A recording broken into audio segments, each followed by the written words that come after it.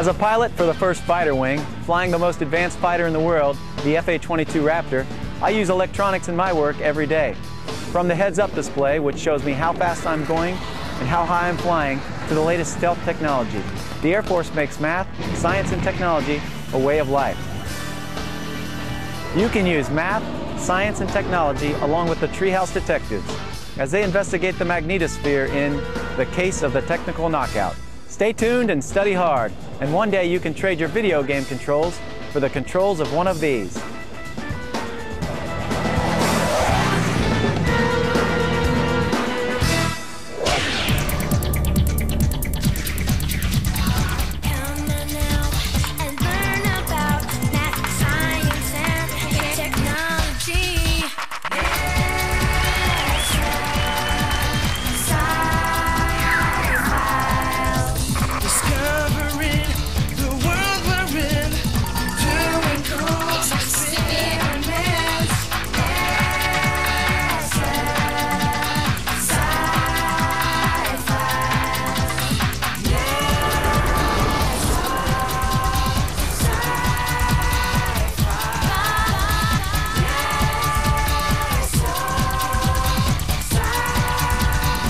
Be sure to look for the answers to the following questions.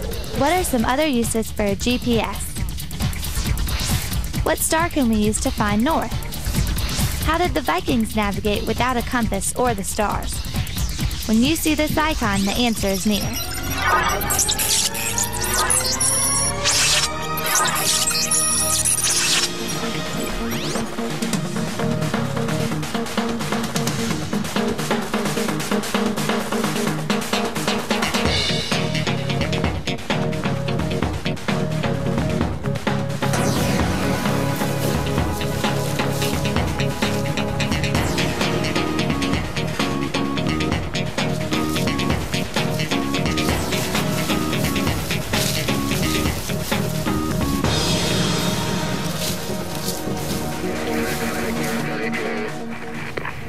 Great. Keep up the good work and keep looking. Hi, I'm glad you're here. We're close to finding our first geocache. You guys are quick. I'm still trying to figure out this whole geocaching thing. It's simple. It's like a scavenger hunt using a global positioning system device, or GPS. You create a cache, which is just a container to hold your treasure. Then you take it to a public park or another public area and you hide it, using your GPS to know its exact location. Because you have to post the exact coordinates on the internet. Exactly. So other GPS users can find the treasure in your cache. They take your treasure? They have to replace your treasure with the new treasure so others can find it. That makes sense. Miss Rickles told us all about geocaching when she gave us our geography assignment. What I can't figure out is how a GPS works. How does this thing know your exact location? And do I really want anyone to know my exact location? Well, you would if you were lost. That's true. I guess I need to do more research on how a GPS works. I know it uses satellites, but I'm not sure how. While you're up, do you think you could find the coordinates for some chocolate? It was a simple task. All you had to do was put batteries into the GPS. Batteries have nothing to do with the problem. It must be something... If the GPS doesn't work, or if it says we're somewhere we're not, then basically, we're lost. I can't believe it. Our position keeps changing, but we haven't moved. The GPS is giving us a lot of different coordinates. According to my compass, and our last coordinates, let me see. North is over here. I think I'd better get in touch with the other Treehouse Detectives. Bianca, come here. This is Kate. I can't figure it out either. Just stay calm and keep taking good notes. We'll see what we can find out later. Over. That can't be good. No, it isn't. Everything was going fine, and then both teams reported having problems with their GPS. Well, from the sketchy radio communications, it sounds like they're receiving random coordinates. Yes, but they weren't even moving. Identifying a location precisely is what geocaching is all about. Sounds like we need to go to the problem board. Good idea. So what do we know? We know that both teams are using GPS devices, and that everything was going fine until just recently. Now they're experiencing some kind of technical problems. Right. Both GPS devices began to give incorrect location coordinates at about the same time. We also know that a GPS uses information from satellites to give precise locations. So what do we need to know? We need to know how GPS, or global positioning systems, work. What goes on under your hard plastic cover? What makes you tick? I don't know where we need to go, but someone needs to go outside and take a break. Did you say something? Yes. Where do we need to go? I'm meeting with Dr. D later this afternoon via the internet to discuss my project on the history of navigation. Maybe he can help. Good. I'm meeting with Mr. Charles Cope to pick up some information about the NASA SHARP program for my brother. Mr. Cope is a pilot for NASA. Pilots use GPS. Maybe he can answer some of our questions about how GPS works. Pilot from NASA? I'm sure he'll be able to help. Don't forget to take a Get Up and Go sheet for some serious note-taking.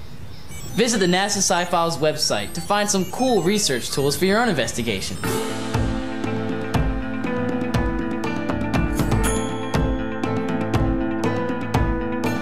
Guys, we're making progress. The GPS now says we're in Virginia. Of course it says we're in the middle of the Chesapeake Bay. But we're making progress. Guys? Guys? I hope that helps your brother out. Thanks for the information on the SHARP program. My brother's very excited about it. You're welcome. May I ask you another question? It's about global positioning systems. Of course. What would you like to know? As a pilot for NASA, how do you use GPS when you're flying? With GPS's unique ability to provide an exact location at any second, pilots rely on that for accurate navigation. That is pretty important when you're flying. Yes, knowing exactly where you are helps to keep the plane clear of obstacles and mountains and get you to your destination safely. How does GPS help you navigate? GPS devices on aircraft are very similar to the ones you use for geocaching, just a little more sophisticated. They show great detail, accurately displayed on a graphic map. We've learned how important accurate maps are. Yes, and having the capability to always know where you are, combined with an accurate map display, greatly adds to the situational awareness and to the safety of the flight. What would happen if the GPS device went out while you were flying? It might make the aircraft unable to fly and land in all types of bad weather. However, aircraft aren't dependent upon GPS. All planes and their pilots have the ability to fall back on traditional modes of navigation that were used prior to GPS. Just like we had to rely on our good old compass when our GPS went out. Exactly. At worst, it would be an inconvenience for the pilot, but he or she would be quite capable of safely flying the aircraft. That's good to know.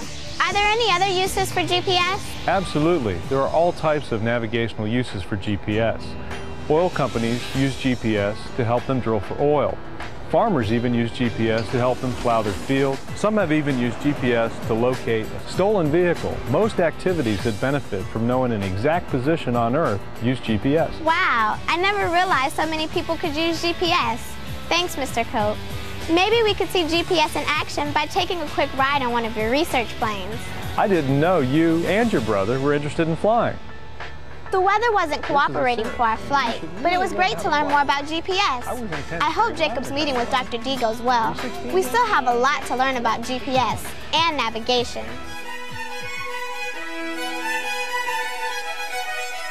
I'm in Oslo, Norway for the World Year of Physics, but now I'm studying some of the history and culture of this great country.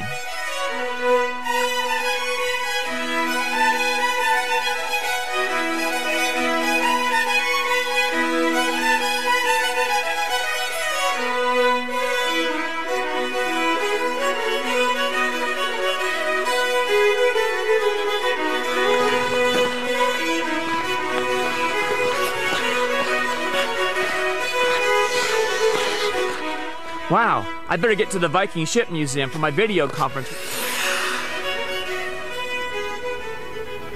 I've got to hand it to the Vikings. How they found their way across the Atlantic Ocean without maps is amazing. Well, they didn't have maps like ours, but they were pretty sophisticated navigators. Hi, Dr. D. I was beginning to wonder if you were going to find the museum. Well, it's easy to get distracted when you're doing research. And soon I'll be going to Andenes about the Arctic Circle to see the Northern Lights. Dr. D, isn't the Alomar LiDAR Observatory in Andenes? Yes, but how do you know about the observatory in Andenes? Ula and Nina, some of our fellow geocachers, live there, and they also happen to be members of the NASA Sci Files Kids Club. That's cool. If you send me their coordinates, I can meet them. Speaking of coordinates, as I mentioned in my email, I have some questions about the history of navigation. Where do you want to start? Didn't the Vikings discover America about 1000 AD, long before Columbus? That's right, the Vikings were excellent navigators and shipbuilders. This Viking ship made of oak is called the Oseberg. It is 22 meters long and was likely the burial ship of a Viking queen. The Gokstad was probably built around 890 AD. In addition to sails, it also had 16 pairs of oars. In 1893, a replica of the Gokstad sailed from Norway to Canada in 28 days without the aid of a compass. Wow, that's amazing!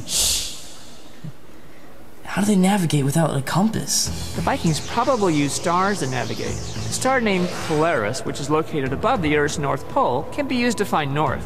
I know. Polaris is sometimes called the North Star. It's always in the same place in the sky, and you use the Big Dipper to find it. Very good. But when the Vikings sailed in the summer months, they would have had difficulty finding the North Star. Why is that? Because Norway is so far north, there are places where the sun never sets in the summer. That's why it's called the land of the midnight sun. Even in southern Norway, it doesn't get really dark at night. Dr. D, how would they navigate without a compass or the use of the stars? Lots of ways. For example, they relied upon landmarks. They used ocean currents, prevailing winds, and swells, and they observed the migrations of birds and whales to find their way. Is it possible that they used the sun? Yes, they apparently used the sun's shadow and the rising and setting positions of the sun to find north. Okay, and if there are clouds? Some people think they used a sunstone to locate the rising or setting sun when there were clouds on the horizon. I have a piece right here. How does it work? It's called Iceland spar. Put a dot on top and look through it, you'll see two dots. You rotate it until both dots are equally dark, then the crystal points toward the sun. That's pretty ingenious. Of course, they would have loved modern navigational technology like this sextant, a seagoing clock, or especially a GPS. Our GPS, however, is causing us some problems. What do you mean? It's giving us lots of random coordinates, even when we're not moving. Interesting. It makes it hard to find a cache. I have a friend at NASA Langley Research Center who works a lot with global positioning systems. I'll email you his information. I'm sure he can help you. Until then, I can tell you where to get a good sunstone. Thanks, Dr. D. But after I finish my research, I think I'll just give him a call. What about this one? If we were putting Jacob's bike in our cache, I'd say great. Remember, we have to hide this when we're finished. Plus, I'll never get that on the plane. I wonder what my profit margin would be for these plastic containers in a yard sale. Note to self.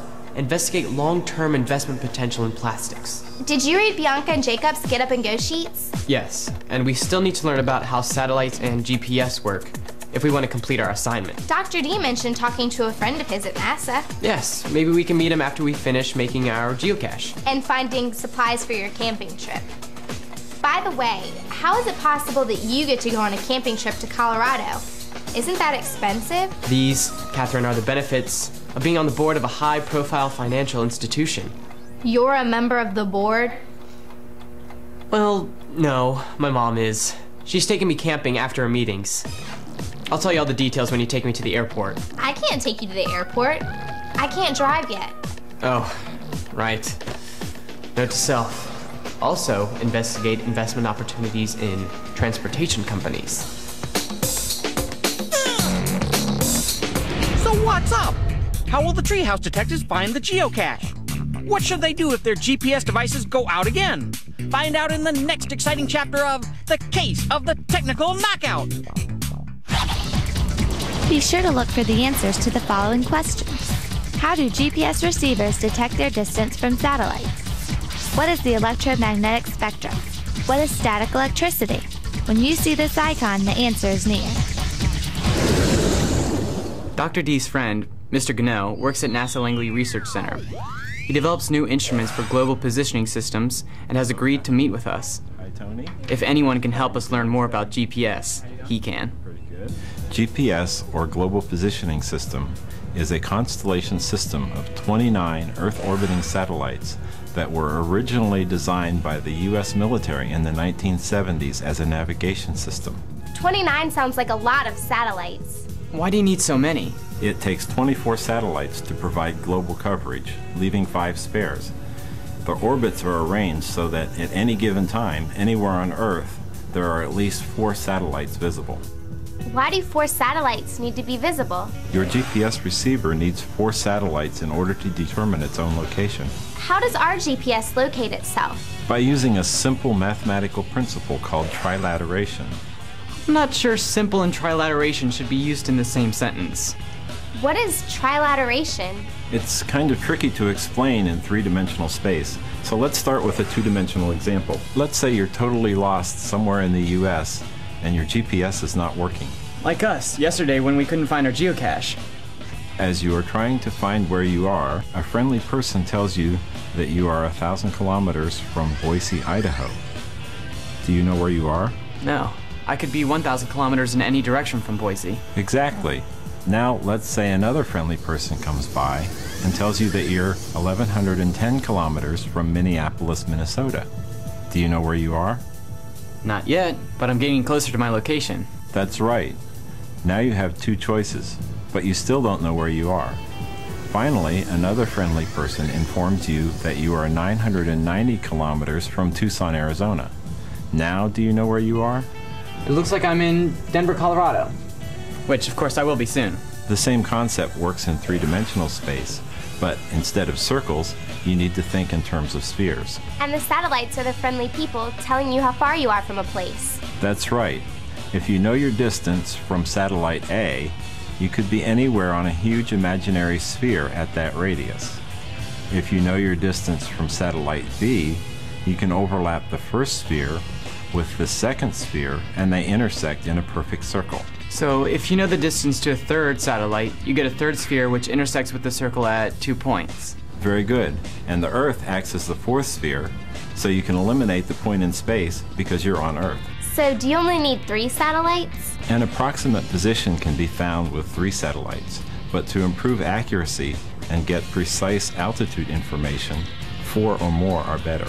How do GPS receivers know how far they are from the satellite? They analyze the high-frequency, low-powered radio signals from the GPS satellites and calculate the time the signal traveled. Do satellites have stopwatches? No, the satellites need to be more accurate than a stopwatch. The satellites use a very accurate atomic clock, which produces exact time-coded signals. And what happens if a satellite malfunctions? It's possible. Again, that's why we have 29 satellites when only 24 are needed, leaving a few spares. It helps to have extra. True. Here at NASA, we use GPS to determine the position of aircraft and satellites. And we also are developing a system to perform remote sensing of the environment. All of these tasks require precision information. Spare satellites make sure we get the data we need. Cool. NASA's always doing amazing things. Mr. Gano, what would happen if your GPS was only receiving a signal from 1 or 2 satellites? Would you get incorrect results? No. Usually, your GPS device will let you know that it doesn't have enough satellites to calculate an accurate position. Sounds like we need to do some more research. Thanks, Mr. Gano. You're welcome, and good luck with your geocaching.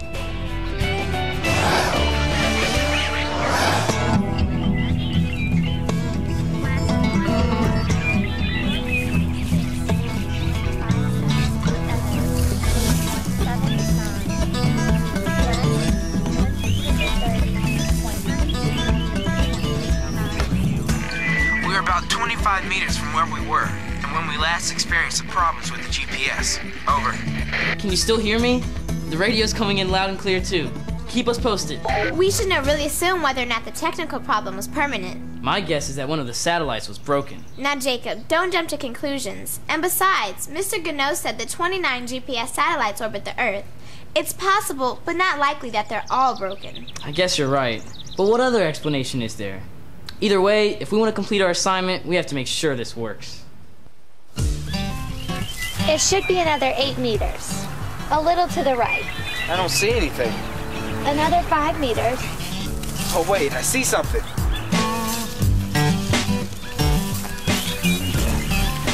This is so cool. I can't believe we found it. RJ to headquarters. We have found the geocache. I repeat, we have found the geocache at the exact coordinates listed on the website. Good work, guys. Are you sure the coordinates are correct? We're sure. We've double-checked and double-confirmed. Mission accomplished. We're returning to headquarters. Over. It looks like you were right. I shouldn't have jumped to a conclusion. Clearly, the satellites and the GPS devices are working properly. And that's a good thing. But we still don't know what caused the problem in the first place. Let's go to the problem board. Okay, what do we know? We know that our GPS malfunctioned in 2 different locations at the same time. And we also know from Catherine and Tony's report that satellites communicate with GPS devices through radio waves. Of course. And now we know that the problem was only temporary. True. The satellites and GPS devices are working fine now. So what do we need to know? We need to know more about radio waves and how they might be affected. It might also help if we knew anyone else who had a similar problem. So where do we go? Let's email Ulla and Nina in Norway and see if they had the same problem on the same day. Great idea. We may not have this problem solved, but we're making progress. Yes. And we need to make a report for Tony. Maybe he can help us from Colorado. For some great ideas on creating your own reports, visit the Treehouse on the NASA Sci Files website.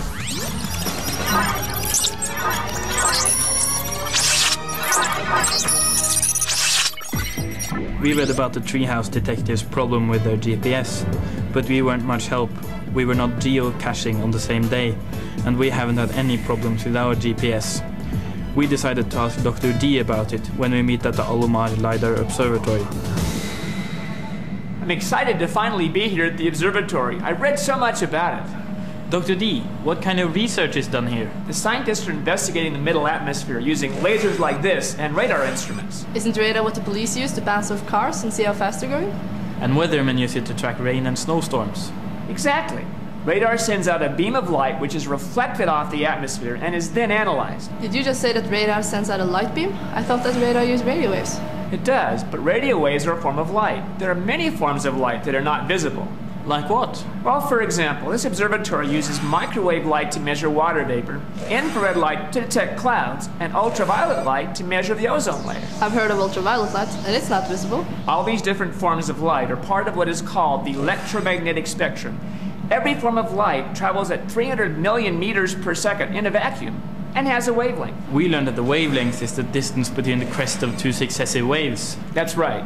Some radio light has wavelengths that are hundreds of meters long, where ultraviolet light wavelengths are very tiny, only about 1/10,000th of a millimeter. That's a big difference. It is. Light also has a frequency, which is its rate of vibration. Here, hold on to this spring. I'm going to make it vibrate and create what's called a standing wave.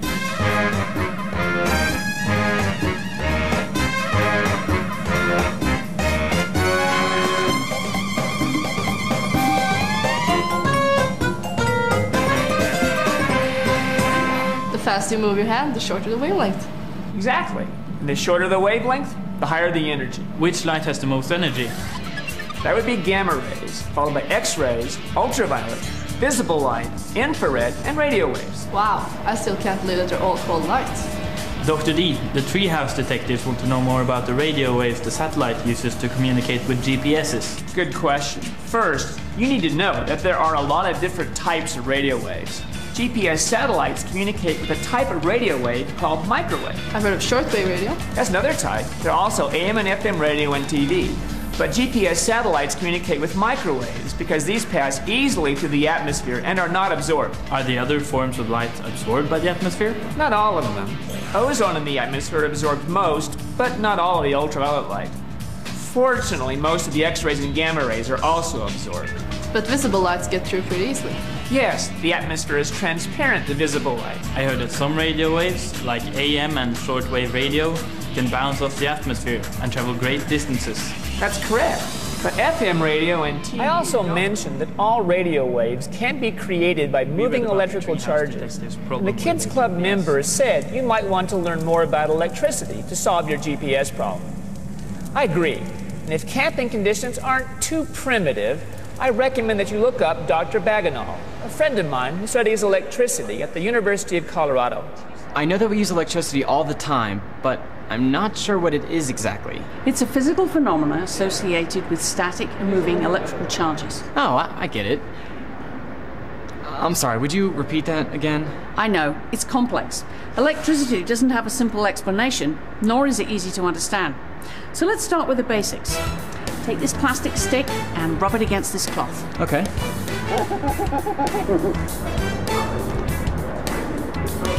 Okay, now take this other one, made of the same material, rub it with a cloth, and see if you can try and put the ends together.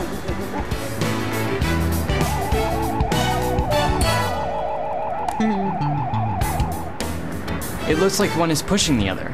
Now, Rob, this one made of a different material. Okay. So now try and put them together.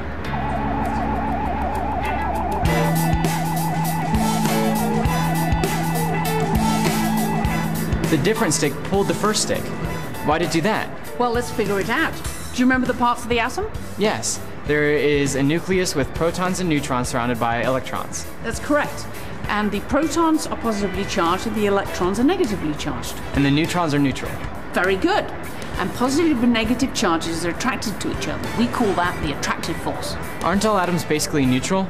Yes. But when you put different materials together, sometimes the parts of the atoms like to move. However, some nuclei like to hang on to their electrons stronger than other nuclei.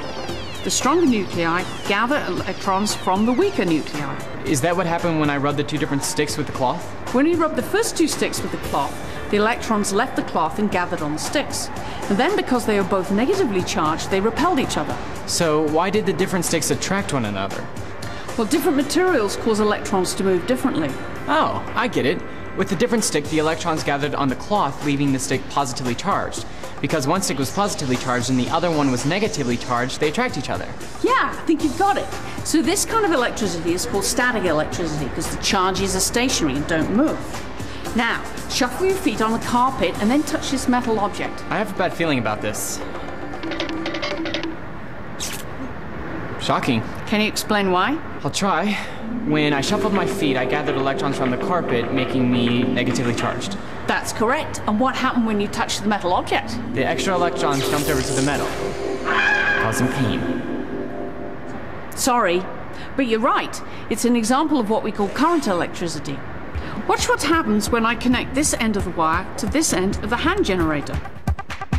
This looks like a complete circuit, with the light bulb as the load. When you turn the crank, you produce current, which is electrons flowing through the circuit, and the light bulb glows. Exactly. Now watch what happens when I connect the generator to this circuit near these compasses.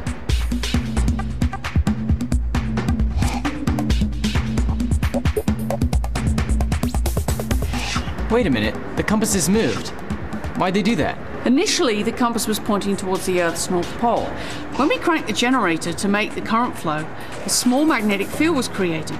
This field caused the compass needle to swing, because the needle is itself a small magnet with a north and south end. Very interesting. The Treehouse detectives need to know about this. Thanks, Dr. Bagenal. You're welcome. I have some more experiments. I didn't know that electricity was so cool. Dr. Bagenal said that flowing electricity creates a magnetic field. If that's true, then we need to know more about magnets and magnetism. So what's up? Will learning about magnets help the Treehouse detectives? What other information do they need to solve the mystery? Find out in the next exciting chapter of The Case of the Technical Knockout. Be sure to look for the answers to the following questions. What is solar wind? What does voltage measure? Name the layers of the atmosphere. Describe a convection cell on the sun. When you see this icon, the answer is near.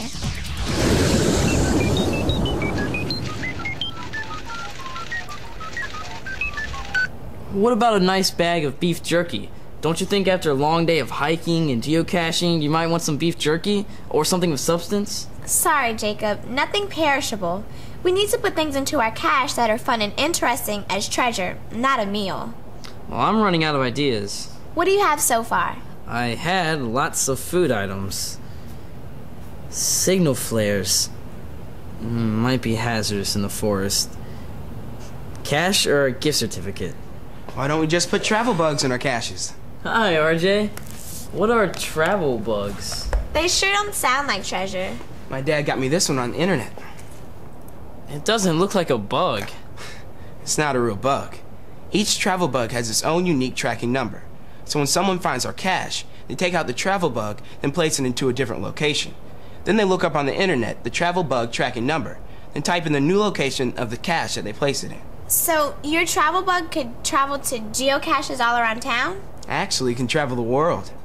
How would that work? Let's say we place a travel bug in our cache, and then someone from New York is geocaching in our area. They take the bug back to New York and place it in a cache in their city. Someone from London visits New York to geocache, and then they take it with them back to London. What a cool idea. We have to get some travel bugs. We have one, but we can get some more. Our travel bugs could see the world. How cool is that? Wait a minute, we're getting ahead of ourselves. I know working on our caches is part of the assignment, but we still haven't solved our problem. I was reading Tony's report on electricity, and he said we need to learn more about magnetism. I think Ula and Nina are meeting with Dr. D again. Hopefully we should get their report soon. For great ideas on creating reports, visit the Treehouse in the NASA Sci Files website. I'm really looking forward to the Northern Lights Festival tonight and hopefully seeing some auroras with the Kids Club members. Ondeness is the perfect spot for viewing auroras because it is located directly under the aurora oval. Of course, Nina and Ula are also investigating magnetism for the Treehouse detectives. This is a good place to start. We know that magnets have a north pole and a south pole. And the two north poles repel and the north and the south pole attract each other. Very good. Let's demonstrate that by having you push like poles of these two magnets together.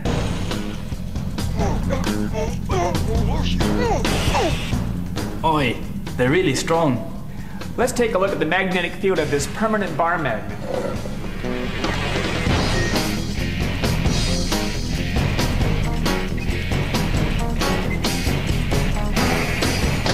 That's impressive. Notice how the south pole, or white part of this compass needle, points to the north pole of the bar magnet. So if a compass always points toward the Earth's north pole, that must mean that the Earth is a big magnet with a magnetic pole up north. You're right. The Earth's magnetic field looks very similar to the field of this bar magnet. I heard that the Chinese used the lodestone to produce their first compass. Historians think so. Here is a piece of lodestone, a naturally magnetic rock. If I float it on this foam, it will point north. Doesn't magnetism have something to do with electricity? Yes, it does. Magnetic fields are produced by moving charges. Let's make an electromagnet by having an electric current flow through this wire which is wrapped around an iron bar. This field looks just like the bar magnet. Except when I turn off the current of an electromagnet, the magnetic field disappears. So is the Earth like a giant electromagnet or like a permanent magnet? Well, the Earth has an outer core made of molten iron that is constantly in motion. A process called the dynamo effect creates huge currents of electricity in the iron, which produces a giant electromagnet. In like manner, the Earth's magnetic field deflects the protons and electrons of the solar wind, which the sun is throwing at the Earth at hundreds of kilometers per second. Ah, I get it. Didn't a Norwegian scientist named Christian Birkeland investigate the solar winds and auroras? That's right. He used a magnetized sphere called a Torella to represent the Earth, and he fired an electron beam at it to simulate the solar wind. What did he discover? He found that the electron beam did cause the gases in the chamber to glow like an aurora, and the magnetic field guided the electrons like beads in a string to the poles of the Torella. And we know that auroras occur on Earth near its poles. Very good. Here is an example of how high-energy electrons can cause a gas to glow. This is a tube of helium gas hooked up to a high-voltage power supply. The tube is glowing pink. Each gas gives up its own special color. Here is neon gas, which looks orange. It's like the lights I've seen at restaurants. That's right. Auroras produce greens, blues, and reds when electrons collide with oxygen and nitrogen atoms hundreds of kilometers above the Earth's surface. Auroras certainly don't look that high. Dr. D, wasn't there a problem with Birkeland's theory? Yes, he had the misconception that it was electrons coming directly from the sun that caused the aurora. Well, where do they come from? They do come in part from the sun. The solar wind compresses the magnetic field on the day side of the Earth and stretches it into a long tail called the magnetotail on the night side. Electrons from the solar wind flow around the day side and into the magnetosphere at the tail. Then what happens? The electrons in the magnetotail are then pulled back down toward the poles at increasingly high speeds by electric forces. These are called Birkeland currents. And when they collide with the gases in the atmosphere near the poles, we have an aurora. Exactly. But to really understand auroras, you must first learn more about activity on the sun, like sunspots and flares. Thanks, Dr. D. Let's get a report on magnetism ready for the Treehouse detectives. Maybe they can help us investigate the sun.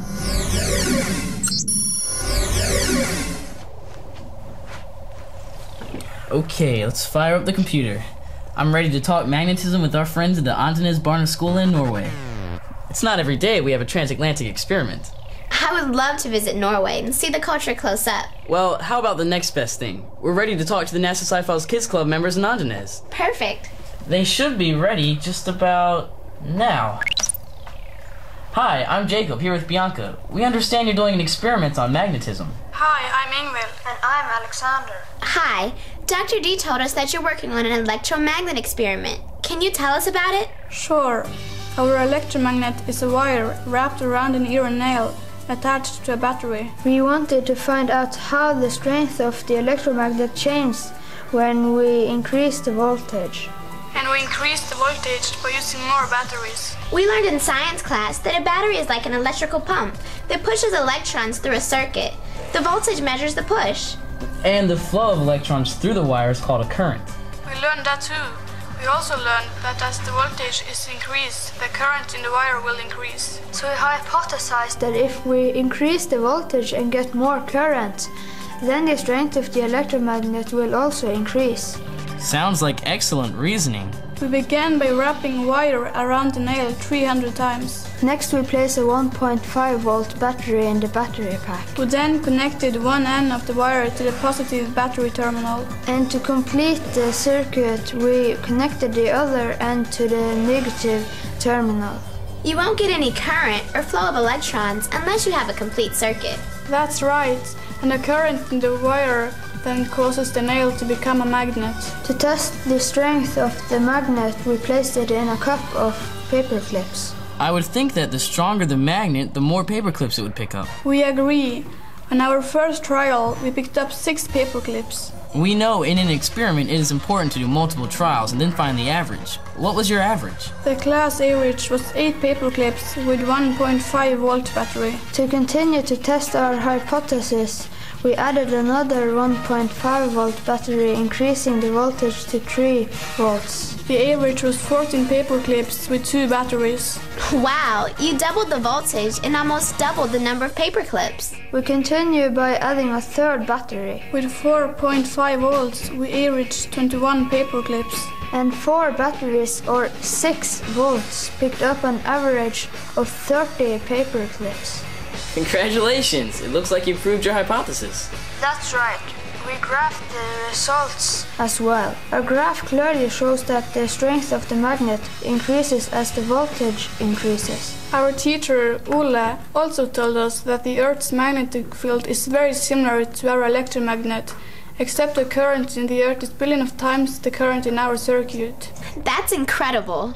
I was wondering, does the number of times you wrap the wire around the nail make a difference? We think so, but that is what we're gonna test next. Great. Be sure to send us your results. We will. Goodbye. From Andenes Barneskole, Norway. I can't believe all the cool experiments we've seen. Anthony and Dr. Bagenal, Dr. D and the Kids Club members, and now the Kids Club in Norway. Clearly there's a connection between electricity and magnetism, but I'm not sure how. I'm still sorting through Ula and Nina's report on auroras. Dr. D also said that before we can fully understand auroras, we need to learn more about the sun. I completely forgot about the sun. How are we going to learn more about the sun? Don't worry, I've done some research on the internet, and NASA does lots of research on the sun. Of course, the answer is NASA. Let's go. Slow down. Ula and Nina also reported a teleconference that they had with North Shore Christian Academy in Everett, Washington. Oh, I see. I think. Before learning about the sun, they talked with the students at North Shore about the layers of the Earth's atmosphere. The layers of the Earth's atmosphere. You know, the troposphere, closest to the Earth, and the mesosphere, which is very cold and the air is very thin. And of course, the thermosphere and ionosphere where most of the auroras occur. Jacob, I'm impressed. I've been doing more than surfing the web and reading reports. Every once in a while, you have to go old school and use books.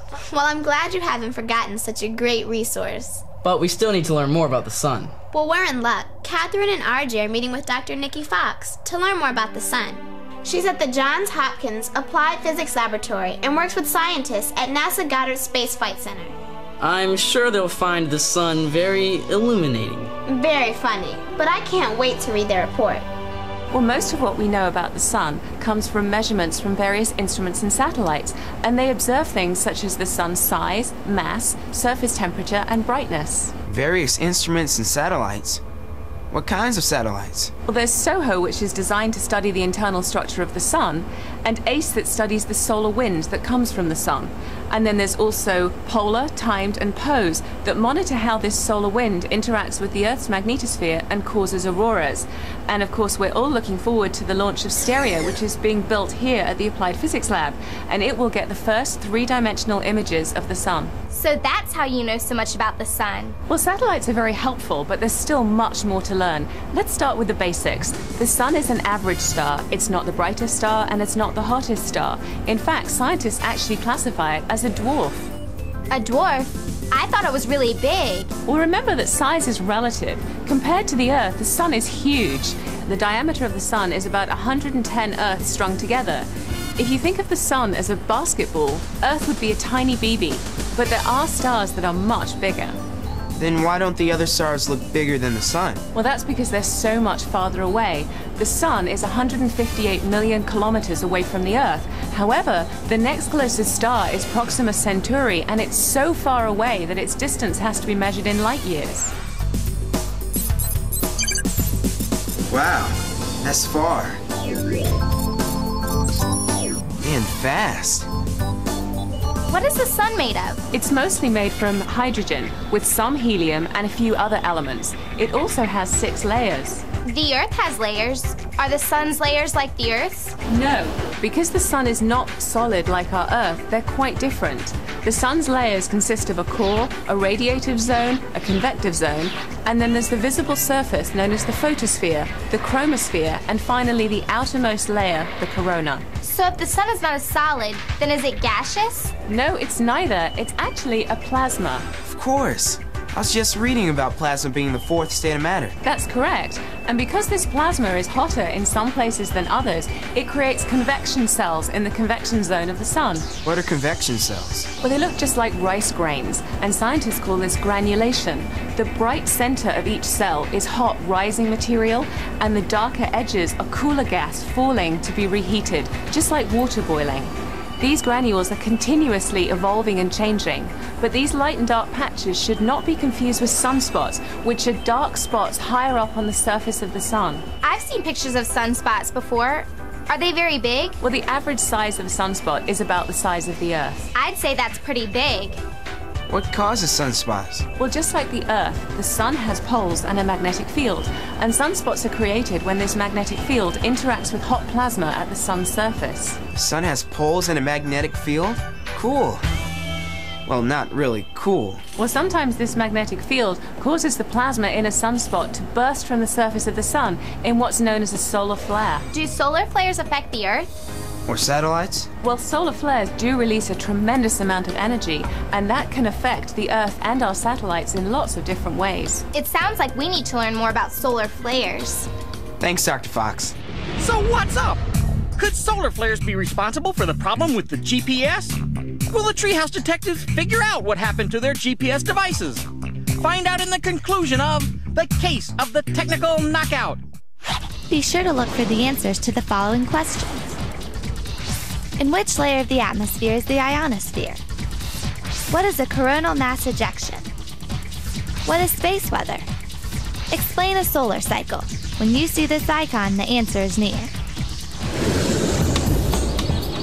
But, I think it's...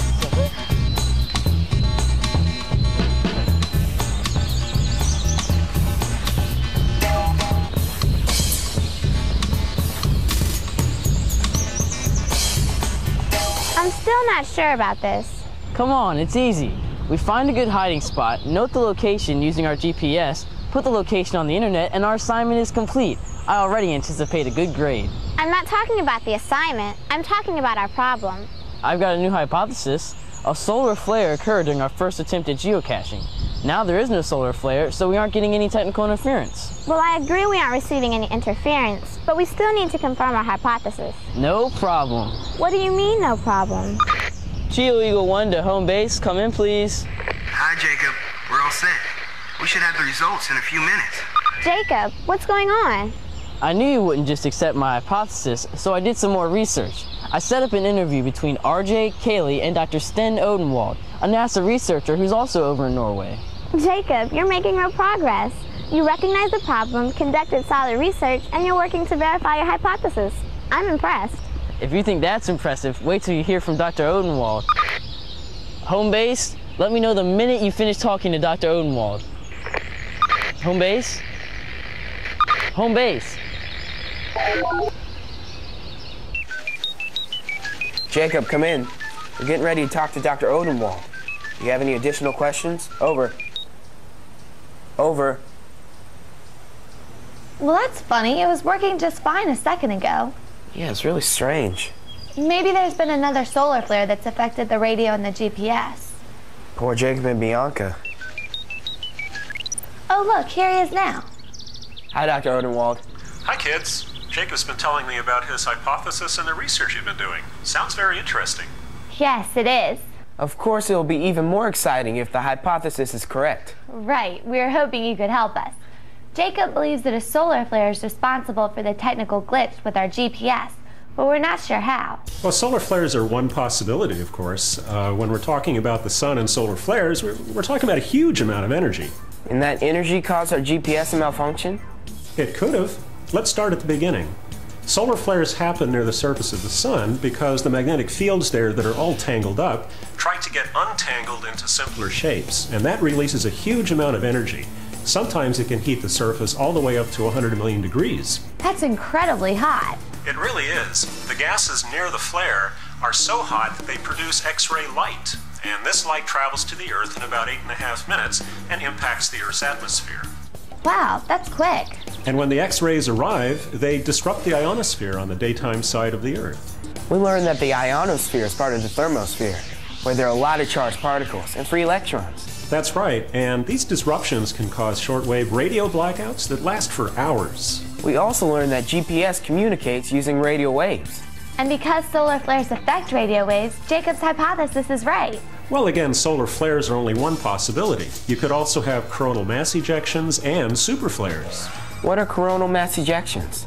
Well, during some of the largest solar flares, the same magnetic changes that produce the flare can actually launch a billion-ton cloud of charged particles into space. These are called coronal mass ejections, or CMEs. Do these clouds affect radio waves? Oh, yes, they can. They also produce some of the most intense and widespread aurora. The thing is that they travel to the Earth much slower than the X-rays do from typical solar flares. It usually takes about 1 to 4 days for a CME to arrive at the Earth. What is a superflare? Well, fortunately for us, superflares are not very common. When they happen, though, they produce an amazing amount of energy. How would a superflare affect the Earth? Well, if you're an astronaut in space, a superflare could produce a life-threatening dose of radiation. Historical record also shows that some of the most powerful flares we've seen so far can produce satellite damage or loss of function. Then our GPS really wouldn't work. Well, that's right. Even the CME from a modest superflare like the one in 1989 caused a blackout in Quebec. Wow, radiation, power shortages, these superflares sound extreme. It's easy to see how something as strong as a superflare would have an effect on our GPS. But what effect would an average solar flare have? Well, space weather includes all solar flares, CMEs, and superflares can disturb the ionosphere. These disturbances slow down the speed of the radio signals sent to the Earth from the GPS satellite, and the speed can vary from minute to minute. And if the signal takes longer to get to Earth, then our GPS receiver will think that the satellite is further away and get the wrong position. Because the speed changes from minute to minute, the GPS location varies as well. That's exactly what happened to us. What we need is some way to predict space weather. And then we would know the best time to geocache. And we'd be able to better protect and prepare our astronauts in space. Well, that's right. NASA has been working for years to understand the complex relationship between the Earth and the Sun using sophisticated satellite systems such as ACE and SOHO. We also work with the image and timed satellite systems and sounding rockets launched here in Norway to study auroras and how electrons and auroral particles flow. So NASA is at work all around the world. That's right, and we work with communities of scientists and researchers all around the world to try to understand how space weather affects the Earth. Thanks, Dr. Odenwald. You may have actually helped support Jacob's hypothesis. And solve our problem with our walkie-talkies. Did you say walkie-talkies? Yes. We lost our radio signal with Jacob just before we called you. There must have been another solar flare that affected both the walkie-talkies and the GPS, because they both use radio waves. Yeah, but walkie-talkies don't usually use radio waves to travel up to the ionosphere and then back down. They usually use what's called a ground wave, which is basically line of sight between the receiver and the transmitter. Oh no! Our hypothesis is incorrect. What do we do now? Well, don't panic. You did use careful reasoning after all, and your basic hypothesis about the GPS problem could still be correct. You just have to do more research. Perhaps there's a way for us to find out if we had any solar activity on the first day of our problem and today. Ah, I think you're onto something. I've got a friend at NOAA who might be able to help. I'll give you his email address. But what about our walkie-talkie problem? Well, walkie-talkies might require a completely separate hypothesis. Think about a common problem that affects small electronic devices when they're in the field. What would that be? How about bad batteries? Take care, kids. Good luck.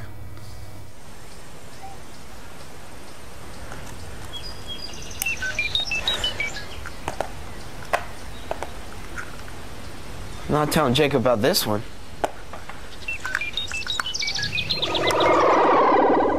Thanks, RJ, and good work. I thought I lost you for a few minutes, but I understand when nature calls. Over. Well, I got lucky. My hypothesis is correct after all. I think it was more than just luck. You did good research. We all did good research. Now all we need to do is plan our geocache and complete our assignment. Let's not congratulate ourselves just yet. RJ said that no one might be able to confirm our hypothesis further. That's true. You don't always know for certain that you're 100% correct. Right, but hopefully they'll be able to help us get closer to the answer. Let's plan our cache and wait for Tony's report from NOAA. I'm ready for coordinates. North 37.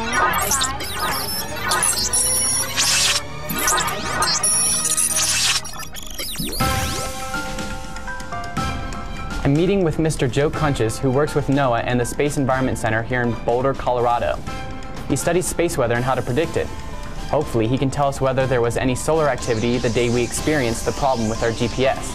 Space weather refers to conditions near the Earth that affect man-made technologies such as satellites and other human activities. That's why it's so important to predict space weather. Right. Satellites were once rare and mostly government-owned, but today they are more numerous and many are commercially owned. So that's why it's important to know where and when they may be affected. Right. Satellites are very important in our lives, and also a nice addition to a well-balanced portfolio. We heavily depend on satellites for weather information, television, communication, and navigation. We have learned about predicting weather here on Earth, but how do you predict space weather? Predictions are made primarily using data from satellites that monitor the sun.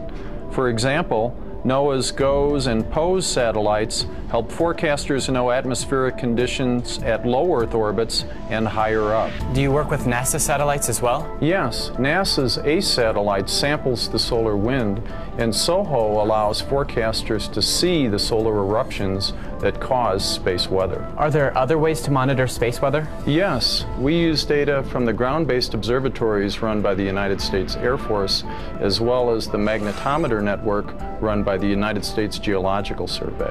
What is a magnetometer? A magnetometer is an instrument that measures the behavior of the Earth's magnetic field and tells forecasters when a magnetic storm is developing. Wow, you have a lot of data to monitor.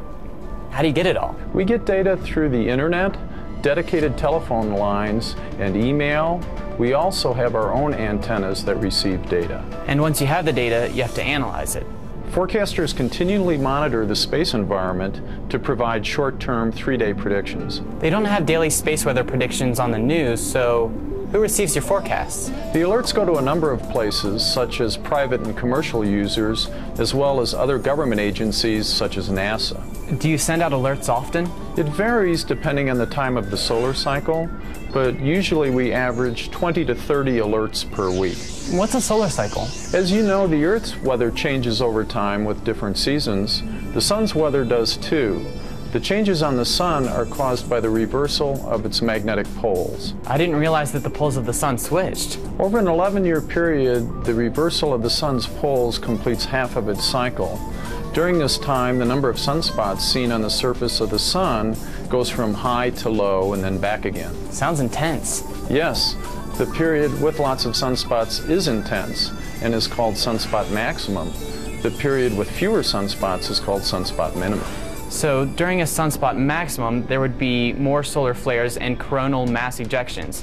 We would see increased auroras and more disturbances in the ionosphere, causing problems with the satellite systems. Good job, I think you have it.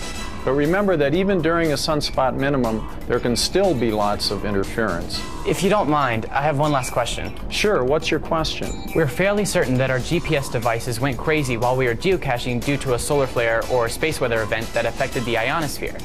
Is there any way we can be sure that was the cause? We can find out if an alert was issued for that date, but not if the storm affected your GPS device. That makes sense. Let's go over to the computer and check out the website.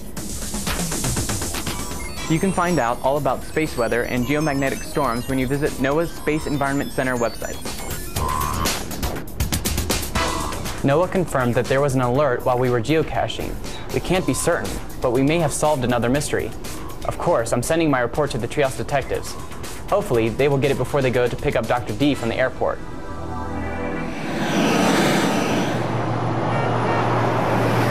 Look, it's Dr. D. Hi, Dr. D. We solved our mystery. That's great. Did it have anything to do with batteries? That's funny. Dr. Odenwald mentioned the same thing. We did have a small battery problem, but not with our GPS. Batteries aren't the problem. Remembering to check them can be. Right. To solve our GPS problem, we actually researched electricity, magnetism, space weather, and auroras. We've learned all about how GPSs work. It's amazing how many new things we can learn while we're trying to find the solution to our problem. I was thinking about your problem as I was watching the auroras in Norway. It appears to me that the same space weather events that influenced the auroras probably also affected your GPS. Dr. D, why didn't you tell us earlier? We came to the same conclusion. Isn't it more fun to find the solution yourself? You're right, and Tony's report from Colorado finally nailed it down. Dr. Odenwald told us that storms on the sun can affect the ionosphere in ways that slow down the GPS signal, so that the receiver reads a false distance. And Tony told us that there had been a space weather advisory the day that we had the problems. But don't worry, Dr. D. We know that that doesn't necessarily mean the storm caused the problem. But it is a very possible solution. Did you consider a multi-path signal error? What's that? It's an inaccuracy caused when the GPS signals bounce off of buildings or large rock surfaces. Well, we weren't around any buildings, and I don't remember seeing any large rocks. I don't mean to alarm you. I really think your explanation is probably the best in this situation. I'm just trying to keep you on your toes. Thanks, Dr. D. Can you tell us about the auroras that you saw? What colors were they? Did they really dance around in the sky? Yes, they did. But let's take one question at a time. The colors of the auroras were absolutely wonderful. Mostly kind of a pale green, a little red along the borders.